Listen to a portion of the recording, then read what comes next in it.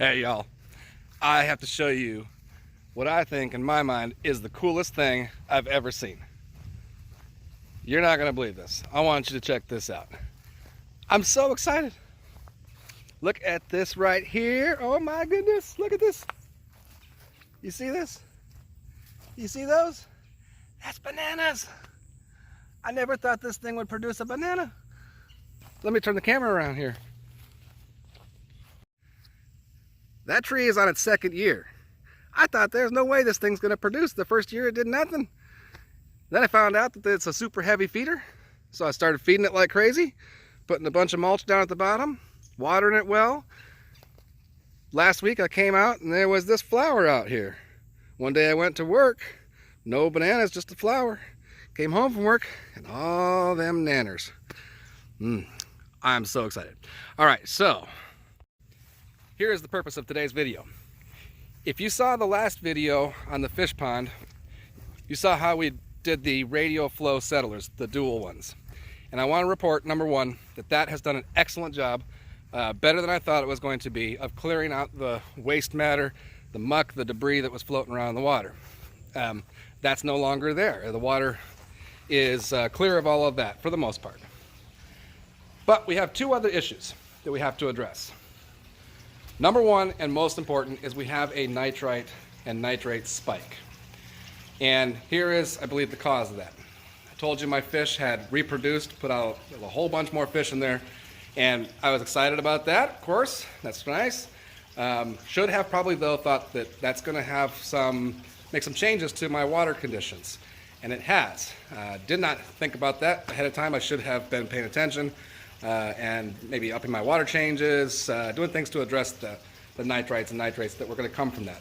Additionally, I was off of work for a week, and every time you walk by the fish pond, the fish go, "I'm starving, feed me."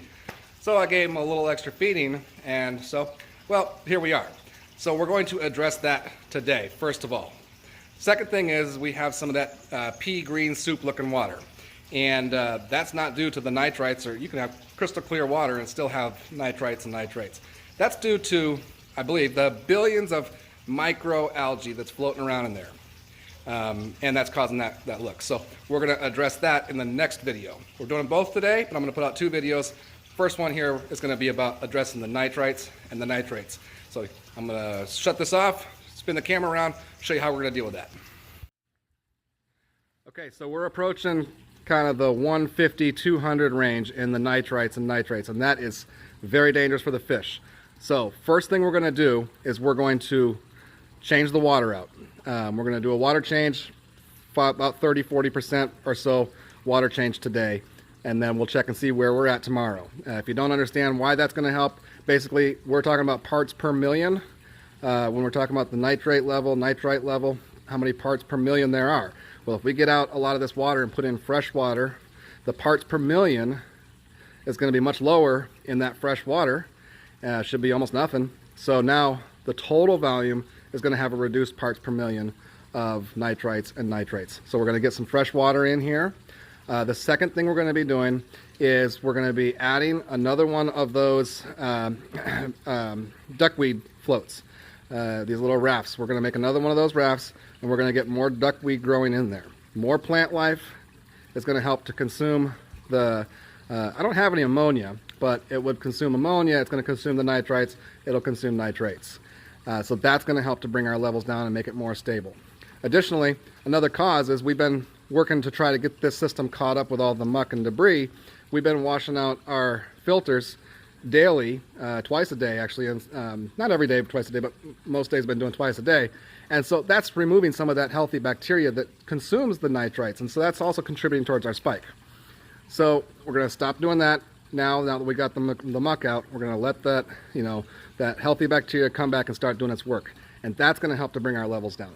So it's a three-pronged approach here to trying to get these levels down to where they're safer.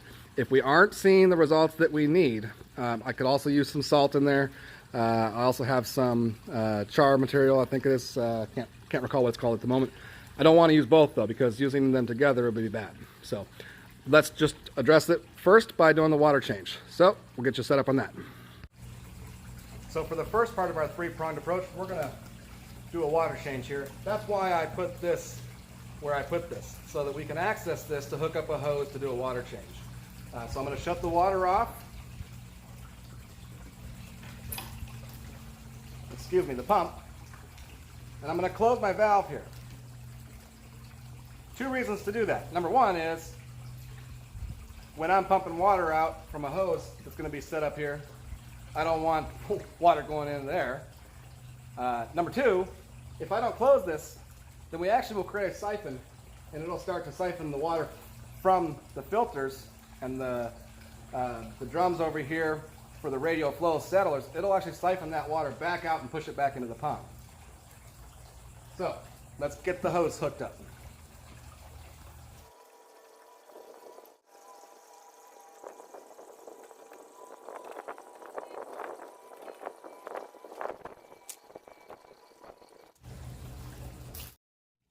All right, so the next part of our three-pronged approach to dealing with these water issues is we're going to build another one of these rafts for the duckweed. Duckweed grows super fast, and it's during that growing stage when it's actually consuming up the nitrites, the nitrates, all that stuff. So we want lots of growing plant matter. It doesn't matter if it's just sitting in there as plant matter itself. It's when it's growing. And so because duckweed grows so fast, it's a great tool. So we're going to build another one of these little rafts. I'm going to show you how I do that.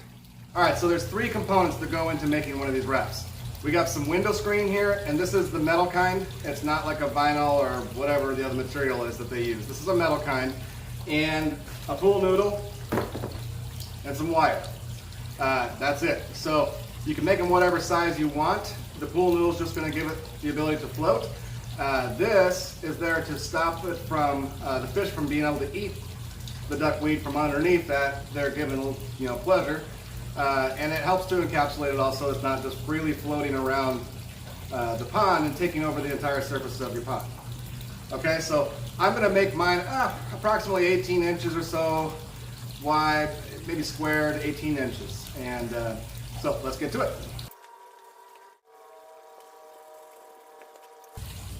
Okay, now what I'm going to do is I want to create this into kind of a little bit of a basket. So you can do it however you like, whatever you find to be the most efficient. I'm going to fold it up about 2 or 3 inches or so on each side, and then we're going to work our corners in.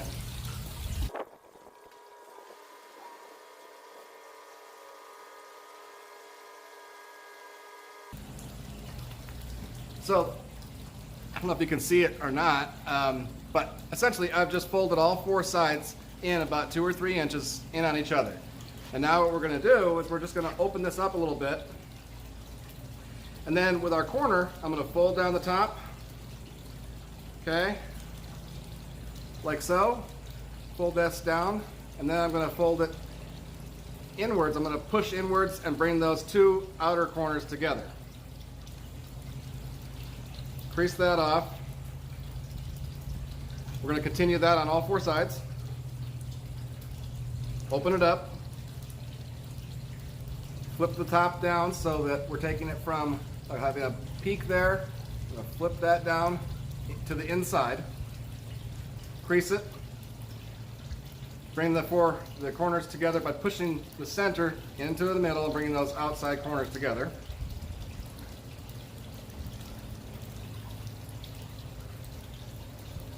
And continue around.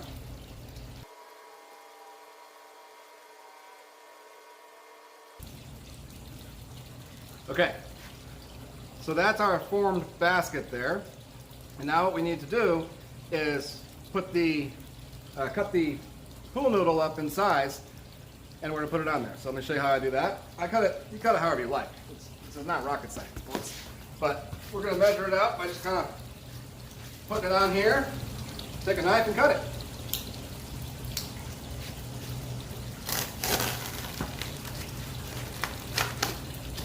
Okay, and that's about the right size for each one. Now, I'm going to cut this into fourths, so I'm going to get all 4 pieces out of just this one little piece, and that saves me the rest of this for doing more of these. You can cut them in half if you want. You can use the whole thing if you want. It doesn't matter. but I did 4ths on my last one. They hold up just fine. They don't sink under the weight. There's no real weight on them. So there we go.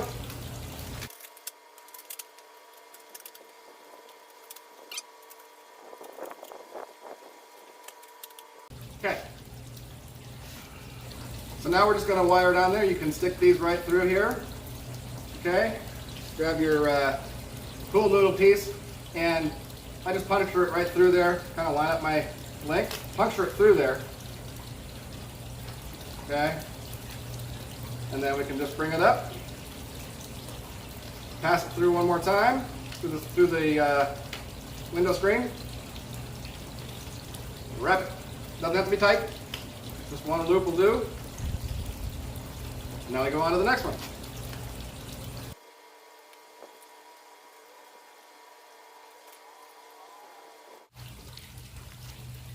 Okay, there you go. One note is with the little, I don't know if you can see them or not, the little wires sticking up there, I try to make sure that these are kind of pointed inwards.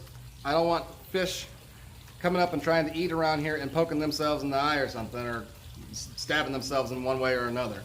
But that's pretty much it. Now this doesn't have to be perfect. This one's a little off. I'm going to straighten it up. It just helps it float nicer if things are straight on there. But that's pretty much it. So long as you got something that floats and has a kind of a basket shape that'll hold some duckweed, you are good to go. Boom. Let's throw it in there. There she is. Now you'll notice that the center of that is not underwater, and that's not ideal because the plants can't grow. They're just going to go all to the side. So what I like to do is just take a couple of stones and pop them down in there, just to give a little weight to the center, and that helps to pull it down so we get them growing where we want to. Now, when it comes time for feeding, what I use is this little net. I just scoop some of this out and dump it into the water for the fish. I'm going to do the same thing to transfer this over here.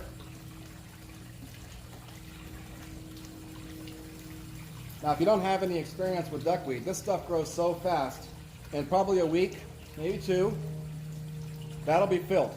Every time I scoop out of this to feed the fish, by the next day, it's filled again. Filled again.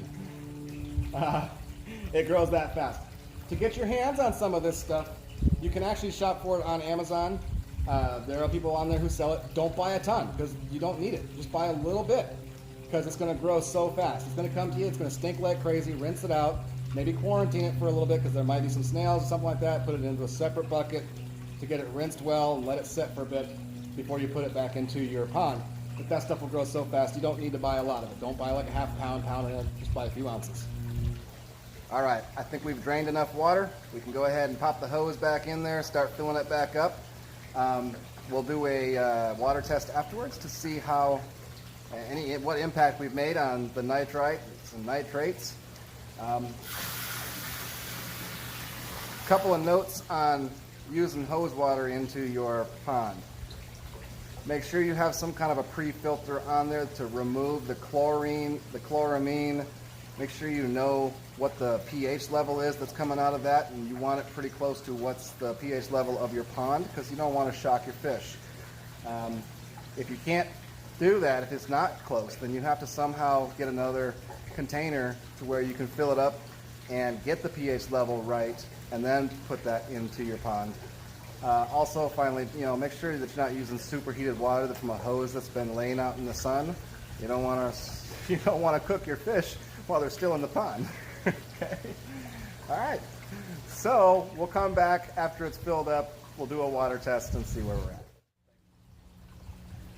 Okay, so the water is refilled. It's time to do a water test. I think I said earlier I was going to do a water test tomorrow. No, we're doing it right now. We want to see where we're at. We want to see if our efforts have paid off at all. And of course they should have, just by mathematically. But let's check it out. Here we go. Cross your fingers. Now it's going to take about 30 seconds to sit. So I'm going to cut the video and we'll come back out. I'm not going to make you wait for that. All right. You want to hear the results? All right, before I tell you, I have to ask you a question. What's What's brown and sticky?